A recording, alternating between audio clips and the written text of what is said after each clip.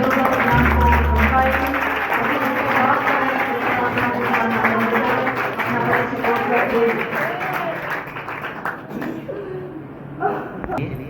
प्रभु ने हमको दिया है, इस बात के लिए प्रभु का बहुत बहुत धन्यवाद। परमेश्वर की स्तुति हो, परमेश्वर की प्रसन्न हो, आपको बहुत बहुत धन्यवाद। परमेश्वर जी, मैं परमेश्वर जहाँ मुझे बुलाया गया प्रभु, मेरे ऐसे आने से कुछ नहीं हो सकता प्रभु। आप जहाँ उतर आइए, तेरा धन्यवाद हो परमेश्वर। आप यहाँ पे उतर आइए और जहाँ पे प्रभु राउंड करना शुरू, पवित्र आत्मा राउंड करना शुरू कीजिए। हर एक व्यक्ति के जीवन में कब्जा लीजिए प्रभु। हर एक व्यक्ति के जीवन में आपका कब्जा हो जाए। पवित्र आत्मा, पवित्र आत्मा का स्वागत करते हैं, पवित्र आत्मा का स्वागत करते हैं, पवित्र आत्मा का स्वागत करते हैं,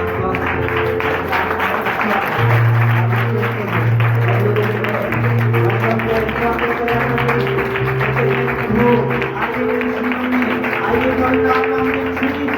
और प्रभु एक नया परिवर्तन, नई जिंदगी, नई आशा, नई उम्र जीवन में आने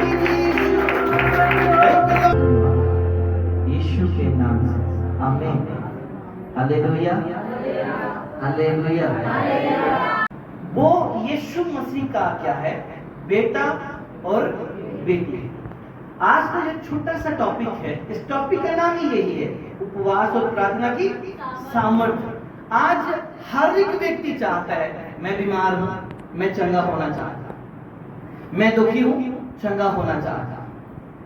इंसान क्या करता है, जगह जगह ढूंढता है चंगाई का साधन, कि मुझे इधर से चंगाई मिल जाए, उधर से चंगाई मिल जाए। लेकिन चंगाई भागने से नहीं है, चंगाई मेहनत में है, चंगाई प्रभु के सामने मेहनत करने में है। और जब इंसान मेहनत करेगा तभी तो चमत्कार पाएगा। अब आप सालों साल प्रभु में चलते रहो, यदि आप आए हैं घूम के फिर के चले और आस के साथ आए हैं, आपको विश्वास तो कर लिया कि यीशु चंगा करता है, लेकिन आपको यह भी कर्म भी करना है कि यीशु हमें चंगा करता है और करता मेहनत के साथ है। अब आप यीशु को आएंगे, संगत में सुन के चले जाएंगे। यदि आप अपने मुंह से नहीं कहेंगे यीशु मेरे जीवन में आइए और मुझे बदलिए, हालेलुया। आज बहुत सारे मसीह जीवन में क्या है, एक लालसा है, एक अंधविश्वास है, उनका एक विश्वास पक्का विश्वास नहीं है। विश्वास क्या करता है, डगमगा रहा है। अरे प्रभु, यदि अब लगा लो जैसे फादर जी जहाँ होते है ना, चर्च के आगे जहाँ होते तो शायद ये चर्च भर जाता, लेकिन वो जहाँ पे नहीं है तो लोग सोचते वो यहाँ पे नहीं है तो छोड़ो परे, हम अगले हफ्ते आ जाएंगे। कहने का मतलब विश्वास कहाँ है हमारा, है? बाइबल में लिखा गया कलीसिया पीछे से क्या करती थी, लोग लगा के प्रार्थना करती थी, ताकि क्या हो, उनको क्या नहीं हो, उनको जेल में थे ना, वो बाहर आ जाए। तो क्या ऐसा बाइबल में लिखा कि वो बाहर नहीं आए? वो आए। कैसे आए? उपवास और प्रार्थना के साथ, क्योंकि प्रार्थना एक ऐसी पावर है जो जिंदगी को बदल देती है, हालेलुया। इसमें हम वचन में जाएंगे, मैथ्यू उसका 17वां अध्याय पहला वचन, मती रचित सुसमाचार उसका 17वां अध्याय 1 वचन हम पढ़ेंगे। जब हम यहाँ पढ़ते हैं, यहाँ पे हमें एक शब्द मिलता है, रूपांतर। क्या? रूपांतर। पढ़े इसे, जिससे मिल गया पढ़ सकता है कोई। 6 दिन के बाद यीशु ने पतरस और याकूब और उसके भाई यूहन्ना का साथ लिया। ये सब 6 दिन के बाद, और इस सबको इकट्ठे यीशु मसीह को अपने साथ लेकर गए, क्योंकि उनके जीवन में जो चीज नहीं थी यीशु उनको करके दिखाना चाहता था। जो उनके लाइफ में नहीं था, यीशु ने उनको इकट्ठा किया, अपने साथ लेकर गए, ताकि आज कुछ और उन्हें एकांत में किसी ऊंचे पहाड़ पर, एकांत में, देखो प्रार्थना करने का हमारा जो जगह होनी चाहिए वो कैसी है, एकांत। आप सोचे 4 व्यक्ति बैठे हो तो उधर आधे विश्वासी क्या करते हैं, हल्ला करते हैं। उसको विश्वास प्रार्थना नहीं कहते, हल्ला करते हैं दिखाने के लिए, हालेलुया धन्यवाद, दूसरा प्रचार कर रहा है, उसको समझ नहीं आएगा क्योंकि मैं प्रार्थना कर रहा हूँ।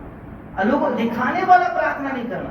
बाइबल में देखो एकांत में लेकर गया है ना, जब वो सिखाना हो, जब एक आगुआ अपनी कलीसिया को सिखाता है, यदि कोई गलती पकड़ी जाए तो आगुआ क्या करता है, उसे साइड पे लेके समझाने की कोशिश करता है ताकि ये गलत ना करे और सबके सामने इसकी बेइज्जती भी ना हो, हालेलुया हालेलुया। तो क्या हुआ, एकांत में लेकर यीशु मसीह के पहाड़ पर उन्हें लेकर गए।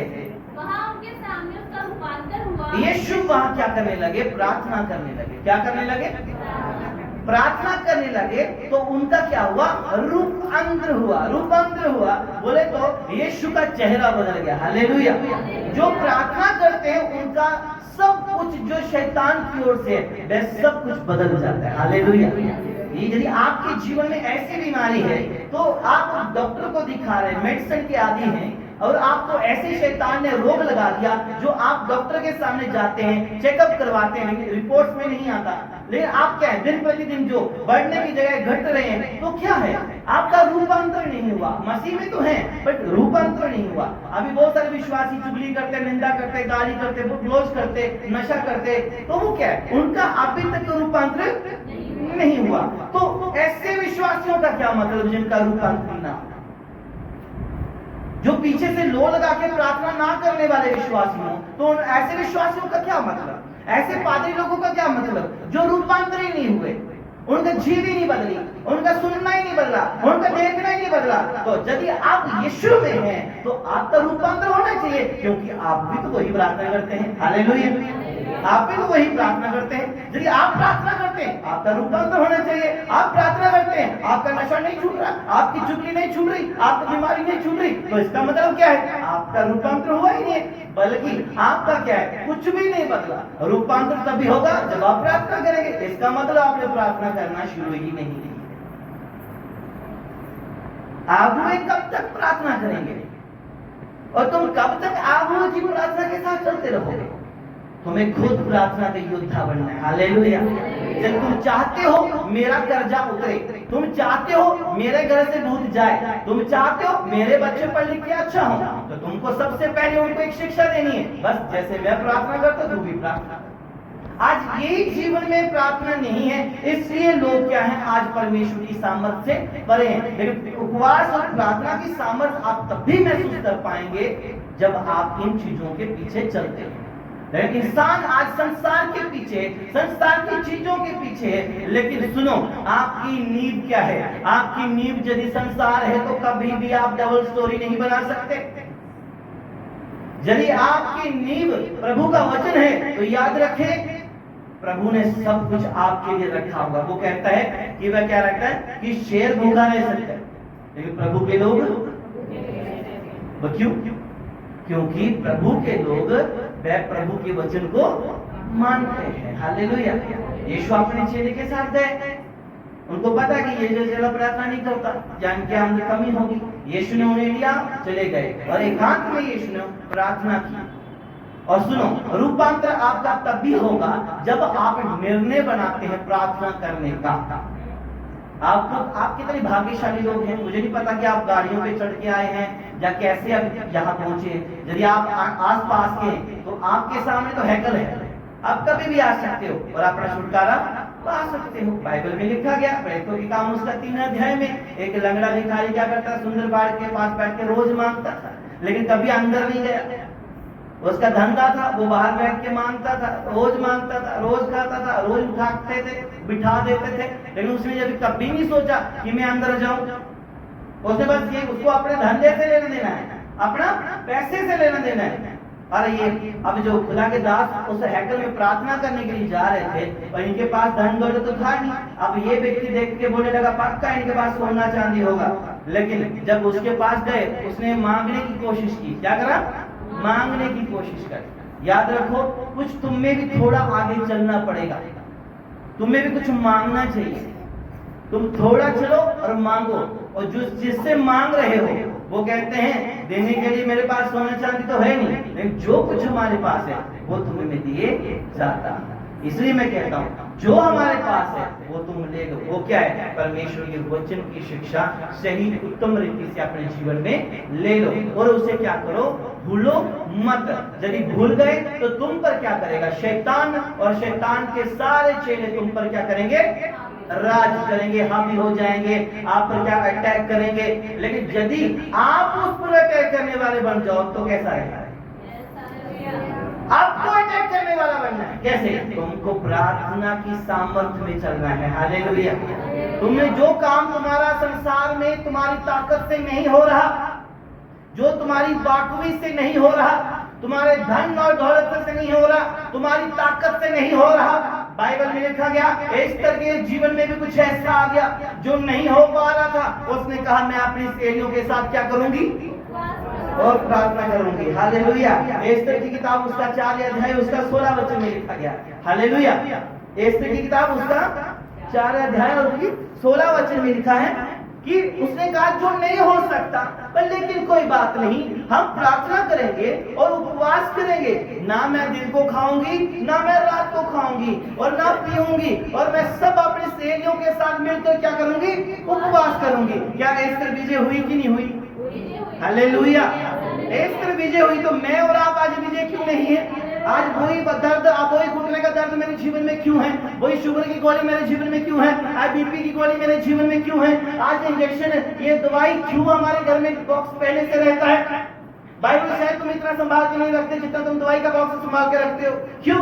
क्योंकि तुमने संसार पर भरोसा किया, परमेश्वर पर भरोसा नहीं किया। एस्तर ने परमेश्वर पर भरोसा किया तो वो विजय हुई। तो मेरे अजीजों, आप भी भरोसा करो, तुम्हारा परमेश्वर तुझे भी विजयी जीवन देगा। हालेलुया। हालेलुया। ये उसका वायदा है, बस हम उसके वायदों को नहीं मानते। हम कभी कभी उसके वायदों को क्या करते हैं? भूल जाते हैं। जब हम उसके वायदों को भूल जाते हैं तो शैतान हमें क्या दिलाता है? अपनी याद दिलाता है। क्या? अपनी याद दिलाता है। देख वहां पे जाके कितना अच्छा चल रहा है, चलो ना तो चलते थोड़ा टाइम, देखो ना वहां पे कितने खुशी संसार में नहीं है, एकांत में है। हालेलुया। खुशी कहाँ है? एकांत में है। जब तुम एकांत में जाओगे, प्रभु के साथ अपना जीवन खोल दोगे, तो प्रभु यीशु तुम्हारी जिंदगी के हर एक हालातों को बदल देगा। हालेलुया। तुम्हें वो बीमार नहीं रहने देगा, वह तुम्हें वो क्या कर देगा? बाइबल कहती है वो तुम्हारे टखनों में जोर दे देगा, बल दे देगा। तुम बूढ़े हो गए हो ना, प्रभु कहता है तुम्हें बल देगा। हालेलुया। मरने की कगार पे हो, बाइबल कहती है तुम्हारी उम्र बढ़ जाएगी। हालेलुया। कि मेरा प्रभु इतना कुछ कर सकता है, तो फिर हम संसार में क्यों अपनी आशा को ढूंढे? क्यों हम संसार में कहें कि नहीं प्रभु हमें ये चीज चाहिए? आप दुनिया में जाते हैं, भाई मित्र सज्जन संबंधियों को कहते हैं अरे छोड़ दो दुनिया में भटकर। यीशु ने कहा एकांत में हो जाओ, अलग हो जाओ इस संसार से। जिनसे तुम्हें कोई आशा है ना, भूल जाओ, उस आशा को छोड़ दो। लेकिन एक आशा की किरण है, उसे यीशु मसीह कहते हैं। हालेलुया।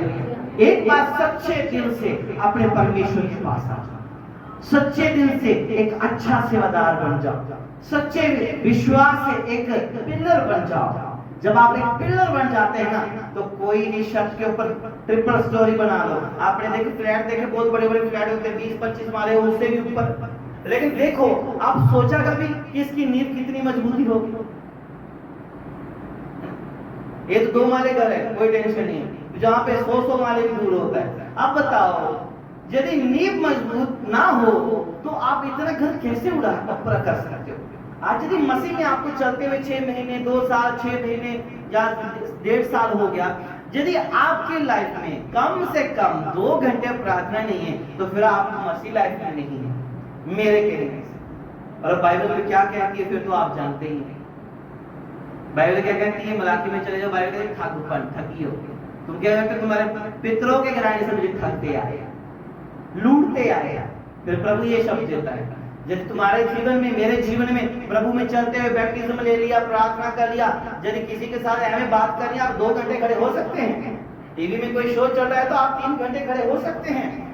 लेकिन फोन की रील देखनी, आप 1.5 घंटा खड़ा हो सकते हैं।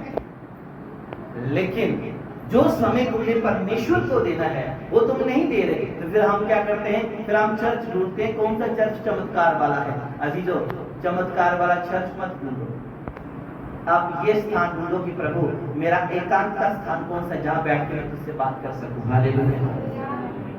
अपना एकांत का स्थान ढूंढो, प्रार्थना करने वाले बनो, योद्धा बनो, और दूसरा उपवास रखने वाले बनो।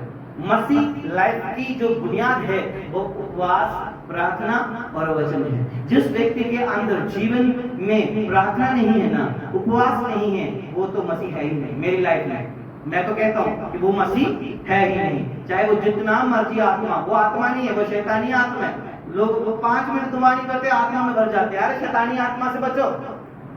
इधर 4-4 घंटे प्रार्थना करने वाले, 20-20 घंटे प्रार्थना करने वाले, उनको नहीं पवित्र आत्मा छूता। क्यों? क्योंकि प्रार्थना मन से होती है। टेम्परेरी आप पूरा दिन बैठे रहो, उसका कोई फायदा नहीं है। तो इसलिए जब आप चाहते हैं कि मेरा उपवास और प्रार्थना में मेरा जीवन बदले, तो हमारी नींव, हमारा जीवन जो होना चाहिए वह प्रार्थना और उपवास और वचन के साथ शुरू होना चाहिए। हालेलुया। जब आपकी ये तीनों चीजें आपकी लाइफ में जरूरी होगी, आप इससे महत्व दो कि यही मेरी लाइफ का क्या है, आधार है, और इसी को मैं लेके चलूंगा। तो मैं आपको एक चैलेंज करके जाता हूँ, आपके बॉक्स दवाइयों वाले, उन पे जाके प्रार्थना क्या करो, यीशु के नाम से मैं इसे कैंसिल करता हूँ, मैं नहीं खाऊंगा। वो कभी दवाई वापस नहीं आएगी। हालेलुया। मैंने ऐसे लोगों को उनकी दवाइयों को फेंका है जो बचपन से दवाई लगी हुई है उनको। एक बार बोलता हूँ, यीशु पर बिलीव करते हो? हाँ करते हो, बट अब तुमको वचन पर बिलीव करके चलना है। बस वचन पढ़ता जा, प्रार्थना करता जा और उपवास रखता जा। जिंदगी की सारी आशीषें तुम्हारी है। हालेलुया। ये संसार तुम्हारा है। ये संसार किसका है? तुम्हारा है। फिर इस संसार से डरो नहीं, बीमारी से डरो नहीं, बट अपना टाइम स्पेंड करो खुदा के साथ। आज आपके जीवन में क्यों ऐसा शून्य विश्वासी?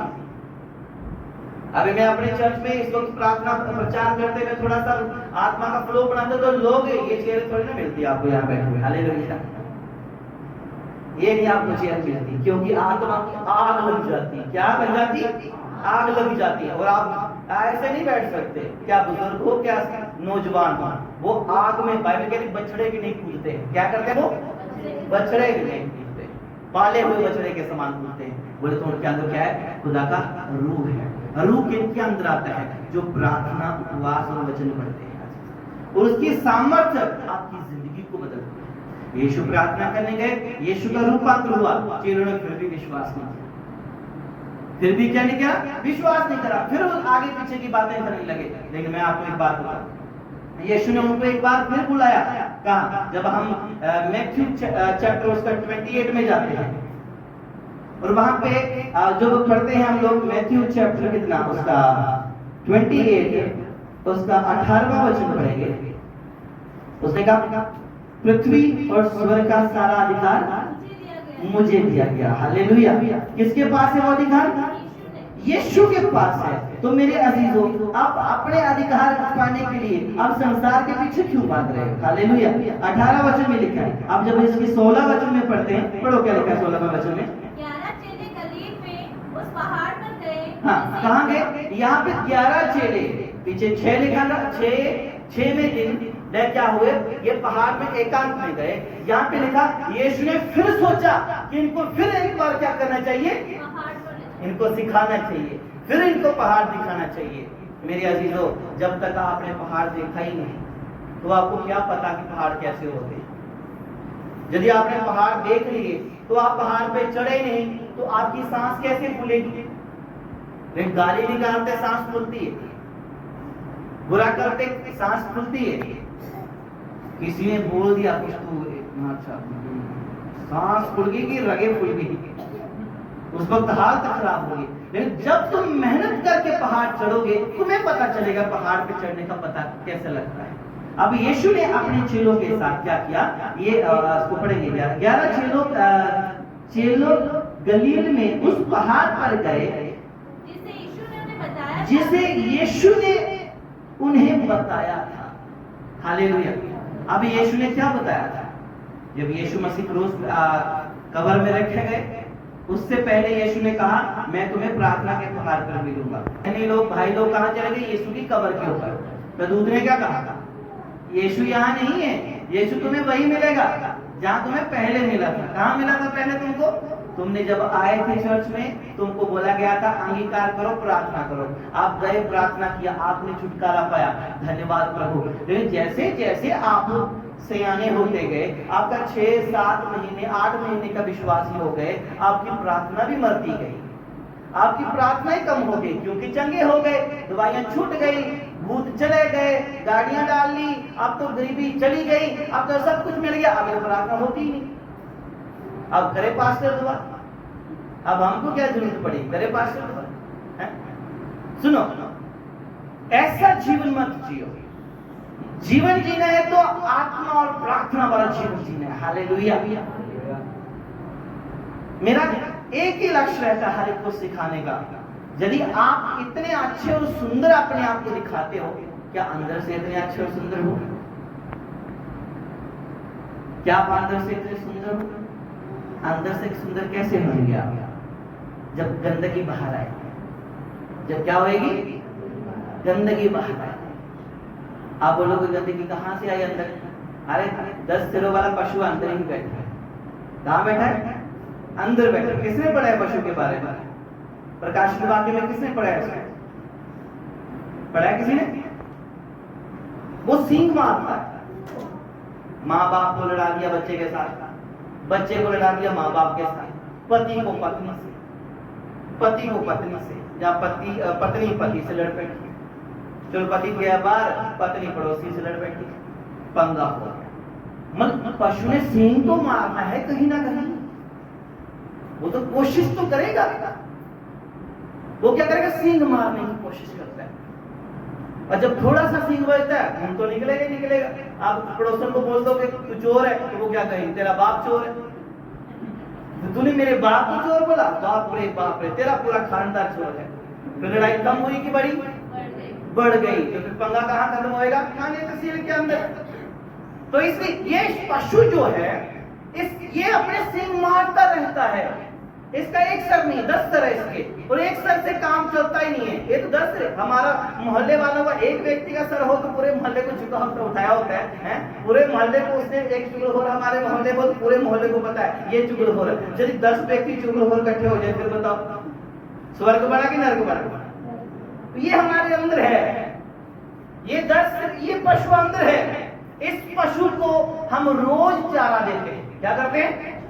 गलत वीडियो देख के आप चाय नहीं पियोगे, पशु कहेगा आया है मैं तो गया, बेड़ी सिगरेट नहीं पीना, आज उपवास, कल पी लूंगा। आधे लोग ऐसे कहिए, आज नहीं पीऊंगा कल पी लूंगा, उपवास है। आज किसी से फोन पे बात नहीं करनी, आज क्या है? उपवास। आज गाड़ी ले ली, अब घर बना लिया, अभी तो बिजनेस अच्छा चल पड़ा। क्यों? जलस नहीं, जलस को खत्म। जलस कैसे खत्म होएगी? चुपेड़ मारने से हो जाएगी। प्रभु के सामने रखने से, प्रार्थना करने से, वचन पढ़ने से आपकी जिंदगी बदल सकती है। हालेलुया। और बदल गई, जिन्होंने किया बदल गई। हालेलुया। तभी मेरा और आपका जीवन बदल सकता है। तो एस्तर पे बड़ी समस्या आ गई। यदि एस्तर बोलती मैं उनसे लड़ूं, तो क्या एस्तर जीत सकती थी? नहीं जीत सकती थी, क्योंकि उसकी कौम के ऊपर बड़ा भारी संकट आ गया था। लेकिन उसने कहा जो तलवार से कर सकते हैं उससे अच्छा हम प्रार्थना करके कर ले।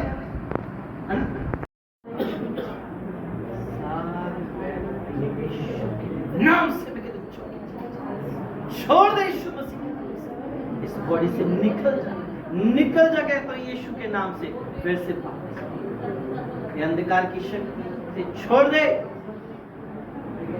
प्रभु का ग्रेस इस पर। यीशु आज नाइट को प्रभु इसे स्वर्गीय दर्शन दिखा, और कल ताकि मैं चर्च में ये प्रभु मेरे बिना बुलाए ये चर्च में खुद गवाही देने आ जाए। और आज से प्रभु सारे बैड ब्रेन यीशु के नाम से cancel cancel cancel in the name of Jesus Christ. प्रभु एक अच्छा योद्धा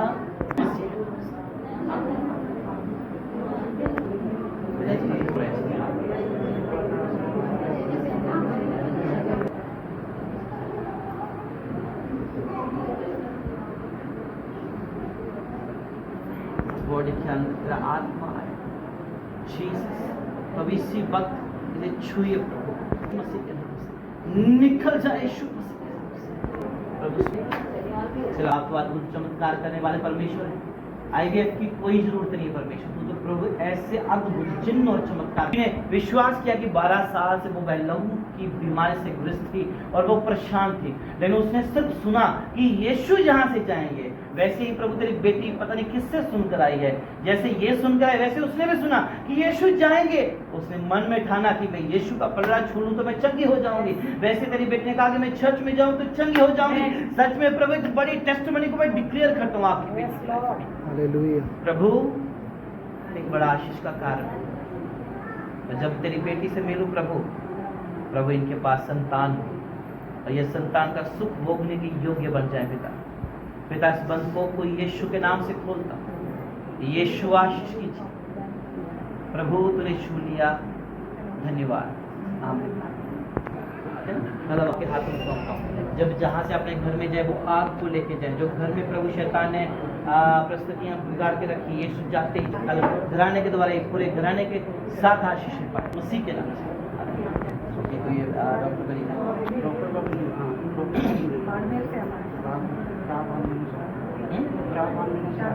महीने से आ रहे हो तो आप पिता तेरे बेटे के लिए यीशु मसीह के नाम से अब मैं प्रार्थना करता हूँ और मिरेकल की घोषणा करता हूँ। मॉर्निंग में टेस्टिमनी को सुनने पाऊँ यीशु के नाम से। आज की नाइट इनकी लाइफ में डिलीवरेंस की नाइट, यीशु के नाम में छुटकारा। और मैं कहता हूँ इस प्रभु जी सारी अंधकार की शक्ति जो चिंता मत करो, आज रात को चेक करो अपने को नास्तिक के नाम से आमीन है।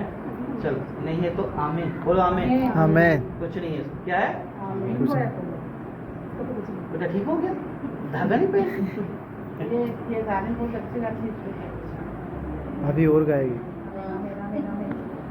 देखो परीक्षा के लिए बस अभी नहीं पहनना, ठीक है? हाँ पहनना। इधर देखो। आप बताओ। लॉर्ड अभी मैं क्लियर करता हूँ हर एक यीशु आपके नाम में सामर्थ, आप सब कुछ कर सकते। यीशु विश्वास करता हूँ कि प्रभु आपने इस वक्त इनकी इन्फेक्शन को गायब किया जो जिनका मैं प्रभु ने परेशान। और आज मैं प्रभु यीशु के नाम से ये फ्री मेरे बेटी को आशीर्वाद के नाम से ये जिए, आमीन। ये जो चीज़ आपके जीवन से दे ना आपको अभी क्या करेगा, आपको फील होगा कि मैं बड़ी ताकत नहीं है, पर लेकिन अभी वो निकल गया है। अब उसको वो वापस आपकी बेटी से तूने इस परेशानी से अपनी बेटी को छुटकारा दिया प्रभु। आज से वो कभी भी गंदी आत्मा पीछे ना इनका करे। बेटी पढ़ लेके एक अच्छा इंसान बने और माँ बाप के नाम को ऊंचा करने वाली बने, दुनिया की गंदगी से बची रहे और प्रभु एक उज्जवल भविष्य जिए। राजा तेरी बेटी को ब्लेस घोषित करता हूँ, ये सुना आमीन। ठीक है, बाइबल है तेरी बेटी लंबी आयु जिए, लंबी उम्र दे, ताकि अपने नाते पोतों को देखे और ज्ञान दीजिए, अच्छे संस्कार दीजिए, ताकि अपने को, ठीक है, नाम क्या है? जे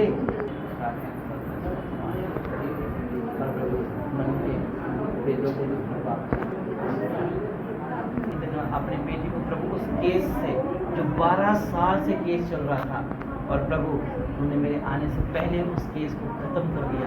और कितना भला परमेश्वर है की तैयारी।